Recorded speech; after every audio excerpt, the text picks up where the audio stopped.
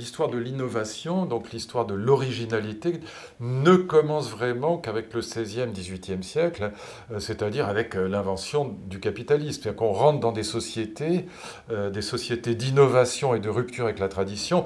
Au fond, le moment clé, c'est la querelle des anciens et des modernes. Voilà, Charles Perrault. Et donc Boileau, évidemment, y prend parti. Et donc c'est là qu'on voit apparaître cette idée que pour être un véritable artiste, il faut être original, donc inventer quelque chose de nouveau. Mais dans toutes les civilisations antérieures, toutes sans exception, la mode n'existe pas et l'art original n'existe pas. Que vous preniez la calligraphie chinoise ou que vous preniez le sari indien, ça ne bouge pas pendant des millénaires. Hein, même coupe, même couleur, même tissu. Même chose pour la calligraphie chinoise ou pour l'art dogon. Pendant des siècles, ça ne bouge pas. Pour le kimono japonais non plus, pour la toge romaine non plus. Et donc jusqu'au XVIe et je dirais même XVIIe siècle européen, donc jusqu'à l'invention du capitalisme moderne, l'art a pour finalité, la mode n'existe pas, il n'y a pas de mode, et l'art a pour finalité non pas du tout d'innover, c'est l'inverse. Il a pour finalité de mettre, de rendre visible, de mettre en exergue, de rendre visible aux yeux de toute la communauté, la tribu par exemple, de mettre donc en exergue et de rendre visible les valeurs qui sont celles de la tradition. On est dans des sociétés traditionnelles, c'est-à-dire des sociétés qui sont organisées autour du respect du passé, de la coutume, et donc autour du refus absolu de l'innovation. Ce que montre par exemple un élève de Lévi-Strauss, Pierre Clastre, qui a passé sa vie à analyser les sociétés amérindiennes, les Indiens Guayakis, c'est que le chef indien qui se mêle d'innover, il est mis à mort. Donc si on n'innove pas, c'est pas parce que l'humanité était bête, c'est parce qu'on vivait dans des sociétés dont la temporalité était le passé, des sociétés de coutume et de respect des traditions.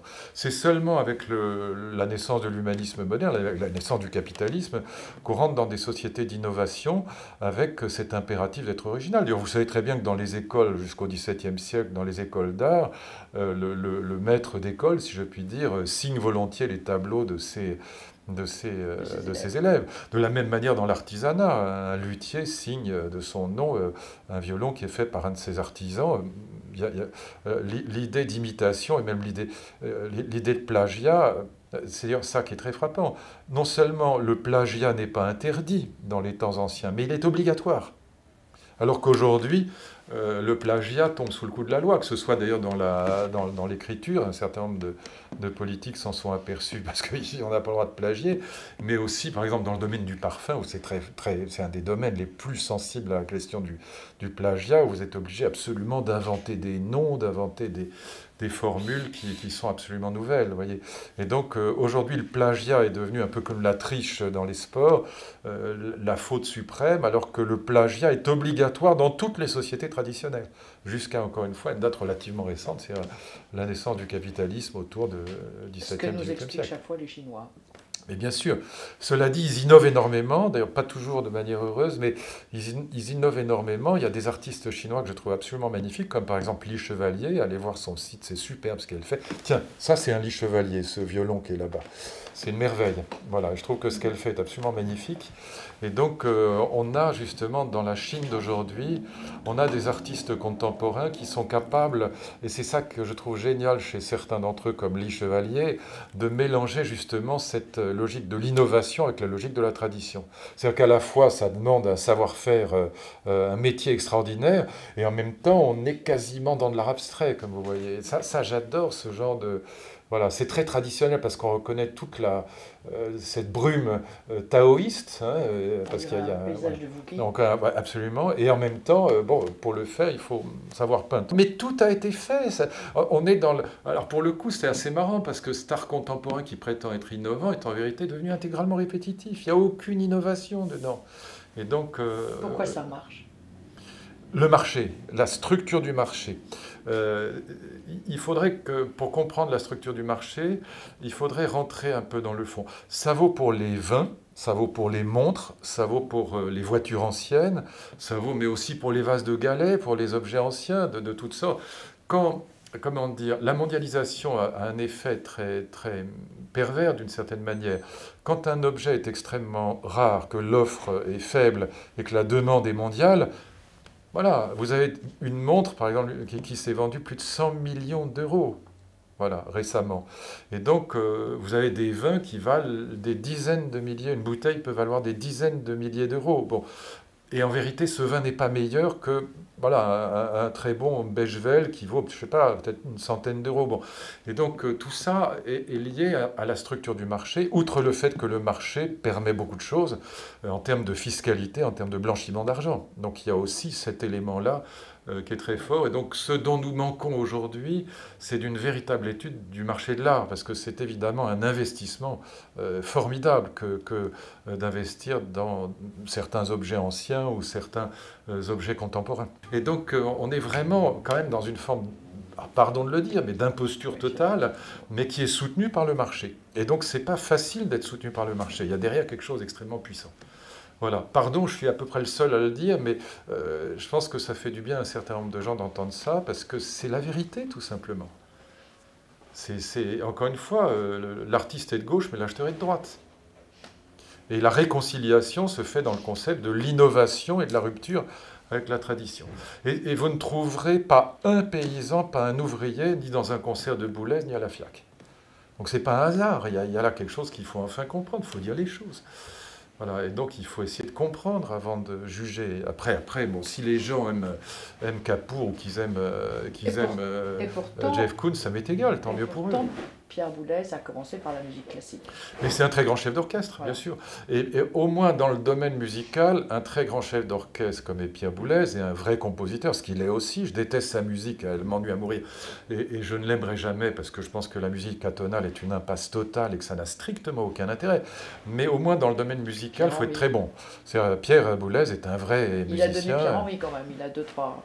Oui, c'est pas, il n'y a pas de quoi non plus. Ouais, enfin, et du sapin, bon. Mais peu importe, la musique atonale, regardez comment dire, alors, vraiment, do me a favor, comment dire en bon français, allez voir la conférence de Jérôme Ducrot chez Carole Beffa sur Internet au Collège de France. Conférence du Collège de France. Bon, cette conférence est formidable. Elle exaspère les musiciens contemporains de la secte atonale, mais il a totalement raison. Qu'est-ce qu'il fait? Il joue une composition atonale, je crois que c'est une composition de Stockhausen, ou enfin, un de ses compositeurs, en tout cas, de musique atonale, et il joue deux versions. Il y a une version où il fait 70 fausses notes exprès, et une version qui est la version propre, originale. Voilà. Impossible de faire la différence. Exactement. Et après, il prend un exemple qui est un poème surréaliste d'écriture automatique. Et c'est pareil, il change une dizaine de mots. Au lieu de mettre coléoptère, il met presbytère. Au lieu de mettre tulipe, il met, je sais pas quoi, mésange. Ça ne change strictement rien. Et en revanche, évidemment, il joue la 17e Beethoven, la tempête, et il met même simplement 5 fausses notes dedans, et tout le monde hurle, parce que vous ne pouvez plus l'écouter. Bon, et donc, il y a là quelque chose qui est très, très profond. Ça exaspère les musiciens contemporains, sa conférence, mais il a 1000 fois raison. Dans la musique, vous avez 3 paramètres. Vous avez l'harmonie, la mélodie et le rythme. En gros, c'est les 3 paramètres de la musique. À partir du moment où vous rentrez dans la musique atonale, il n'y a plus d'harmonie, il n'y a plus de mélodie, il reste que le rythme. C'est pas grand-chose, c'est ce qui est au fond peut-être de moins intéressant dans la musique à bien des égards. Et donc cette musique atonale, et c'est la même chose par exemple dans un tableau, les premiers tableaux de Soulages, vous avez des grands traits noirs comme ça, mais il y en a un qui est à droite, mais vous le mettez à gauche, ça ne change rien.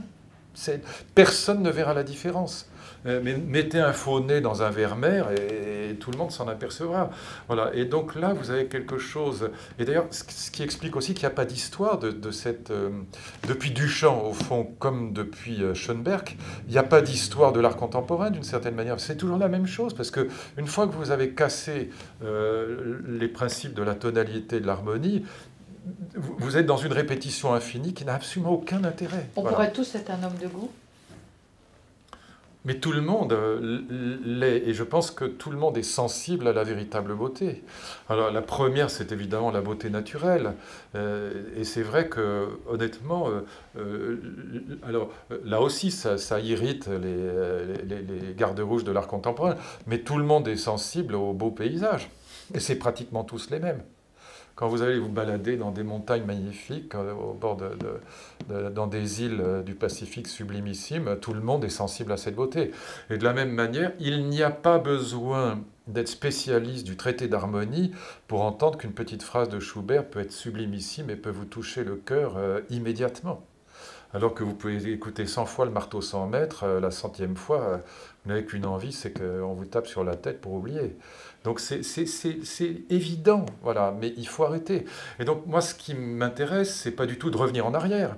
Ça encore, les gardes rouges diront ça sur moi, mais c'est une ânerie. Ce qui m'intéresse justement dans la période contemporaine, c'est les gens qui sont allés au-delà de ça. Et je pense par exemple que dans la littérature, des gens comme Philippe Roth aux États-Unis, des gens comme Garcia Marquez, des gens comme Emmanuel Carrère en France, ou même Houellebecq, j'ai pas une passion pour Houellebecq, mais c'est quand même un grand écrivain. Bon. Et donc je pense que ces gens-là nous parlent de la mort, de la maladie, du sexe, de l'amour, comme Stendhal et Flaubert n'en parlaient pas. On est vraiment, aujourd'hui, on est vraiment dans le contemporain, mais ils ne nous emmerdent pas avec le nouveau roman. Ils ne vont pas nous décrire une boîte d'allumettes pendant 40 pages. Bon, et on n'est pas dans cette espèce de flux sans personnage, sans intrigue, sans histoire, dont en vérité on n'a rien à foutre. Bon.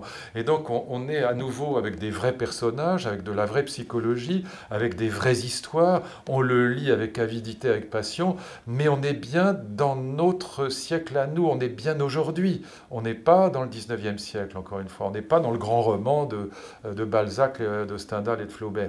On est vraiment aujourd'hui, et moi, par exemple, je trouve qu'un livre absolument formidable et qui illustre exactement ce que je pense, c'est D'autres vies que la mienne d'Emmanuel Carrère. Je trouve que c'est un livre, ou même son Limonov. Bon, ce sont des livres absolument d'aujourd'hui. C'est totalement de l'art contemporain, si je puis dire. C'est pas du tout le retour en arrière. Et en même temps, on est à nouveau dans ce qu'on pourrait appeler de la beauté littéraire. Il y a du vrai, il y a de l'intelligence, il y a une histoire, ça se lit avec bonheur. Tapez-vous un bon vieux Rob Grillet ou le Planétarium et vous m'en direz des nouvelles. C'est chiantissime, il faut le dire. Je le dis brutalement exprès, je suis grossier exprès, c'est parce que il y en a marre, c'est parce que je vois que les gens comprennent qu'il y a une vraie exaspération et que je ne prends pas des gants. Dans le domaine musical, c'est peut-être encore en gestation. Il y a eu des gens comme, voilà, il y a eu toute cette école de John Adams, de Phil Glass, il y a eu toute une école de Steve Reich, donc ce qu'on a appelé la musique répétitive. Il y a eu des choses, Arvo Pärt, il y a eu des choses qui étaient belles, mais voilà, c'est pas non plus Bach. Cela dit, rendez-vous compte, Stravinsky est mort quand? C'est pas assez récent, c'est dans les années 70. Bon, ben, je vais vous dire, il y avait chez Bartók, il y avait chez Stravinsky, et même Ravel, bon, il y avait des choses qui montraient en tout cas la voix, qui montraient qu'on pouvait faire de la... Quand vous êtes dans Stravinsky, vous n'êtes pas chez les romantiques, vous n'êtes pas chez les classiques, on est bien... C'est ce que je disais des romanciers tout à l'heure, on est bien dans de la musique contemporaine, on n'est pas chez les romantiques, on est sorti complètement du romantisme. Et en même temps, on est dans une musique qui est à la fois contemporaine et extraordinairement belle. Donc il me semble que cette veine-là n'est pas épuisée et qu'elle est, voilà, comme dans le roman que j'évoquais tout à l'heure, elle est à exploiter aujourd'hui. Juste, ces gens-là ont été, si je puis dire, occultés, un peu dévastés par cette espèce de folie qu'a été la musique atonale. Voilà, ce succès de Ligeti, de Stockhausen, de Boulez, etc. Bon, et encore Ligeti, c'est pas le pire, mais c'est vrai que voilà, cette musique qui était à la fois très très belle et très très contemporaine, je pense à Stravinsky, elle a été un peu occultée par cette mode à la sérielle et atonale qui a fait des dégâts considérables. Voilà, et on est en train d'en sortir, voilà, comme on est en train de sortir du nouveau roman et de renouer avec des personnages de l'intrigue, mais quand je dis renouer, c'est sans revenir en arrière. Voilà. On est bien dans le contemporain. Je suis accablé par tous ces gens qui sont anti-libéraux, anti-modernes, pessimistes, souverainistes, anti-européens. Mais on ne nous parle plus que de ça. Tous ces intellectuels qui sont en train de pleurnicher du matin jusqu'au soir me rendent malade. Je suis pas du tout... Je suis totalement... comment dire, passionné par la période contemporaine. Je ne suis pas du tout zurückzu, comme on dit en allemand. Vous avez donc des designers qui font... Ma fille a fait Penningen, ma grande fille. Elle sort de Penningen, il y a des affiches qui sont magnifiques. Quand vous regardez... Il y a eu une exposition l'année dernière des affiches, par exemple, de concerts, des premiers concerts de rock, des Beatles, des Stones, etc. Il y a des affiches qui sont magnifiques. Et donc, on est au contraire, c'est ça le paradoxe, c'est qu'on est au contraire dans un capitalisme esthétique où la beauté, y compris le packaging, packaging, par exemple, a besoin d'être très beau. Même quand vous regardez les iPhones, les smartphones, tout ça, il y a un souci esthétique qui est très grand. Bon. Et donc, on a un souci esthétique de plus en plus grand du côté des objets et de plus en plus nul du côté de l'art contemporain, estampillé, chic, fiac. Non, voilà, il y a un truc qui ne va pas. On ne peut pas laisser simplement à la mode, au design, aux objets, le monopole de la beauté. Et à l'art estampillé comme tel, le monopole de la bêtise et de la laideur.